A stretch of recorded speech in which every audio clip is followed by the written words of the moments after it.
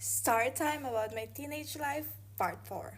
Pasensya na kayong mga ti kasi medyo magulo yung part 3 kasi nga nasa labas kami kanina. Sobrang busy na kasi ngayon kasi nga aalis na kami. And sa mga nagrereklamo naman na magulo ako mag-video, pasensya na rin. Hindi ko talaga kayang hindi gumalaw ng gumalaw. Feeling ko ini-interview ako pag ganyan lang yung camera. Mabubulol talaga ako, hindi tayo matatapos nito. So ayun na nga, hindi naman ako proud na tarantado ako nung bata ako. Kasi hindi naman ako ganun katarantado talaga. Hindi ganun katarantado na pasuko si Santanas. Kasi mga sis, even tarantado ako nung bata ako, nag-aaral naman ako ng mabuti. And kahit papano, nakakapagbigay na rin ako ng pera sa mga magulang ko noon.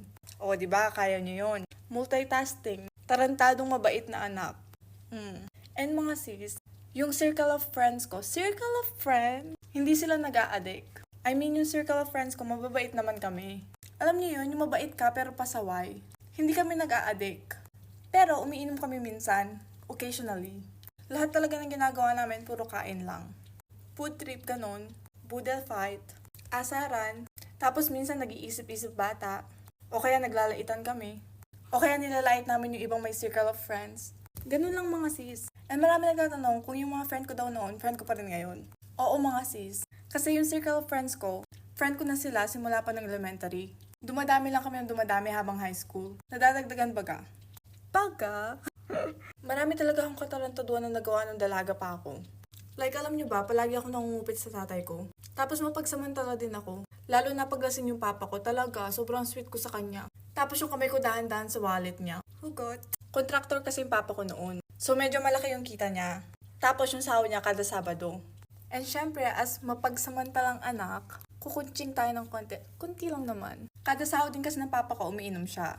Tapos minsan, yung pera niya, bag-bag. Like, pararaming bag. Tapos nilalagay lang nila sa kwarto nila. Tapos yung malulutong na 20, ay, dikwat ka sa akin. Palagi ako nangungupit sa tatay ko noon. Ang malala pa, after ko mangupit sa kanya, bibigyan niya ako ng pera kasi hindi niya alam na nakakupit na ako.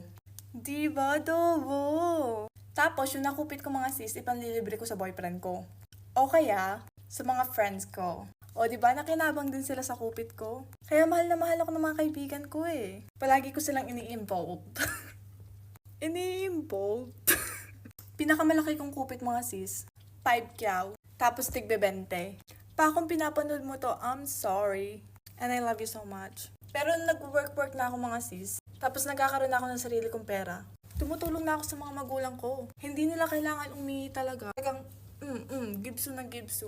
Kasi nga alam ko yung mga katalantaduan ko ng bata ako. Kaya kapag meron ako, nagbibigay talaga ako. In short, hindi tayo madamot mga sis. Mapagmahal tayong anak. Sumasagot-sagot din ako sa mga magulang ko dati. Natikman ko na lahat ng pasakit. Like hanger. Alam nyo ba, 16 years old na, hanger pa ako. Pak.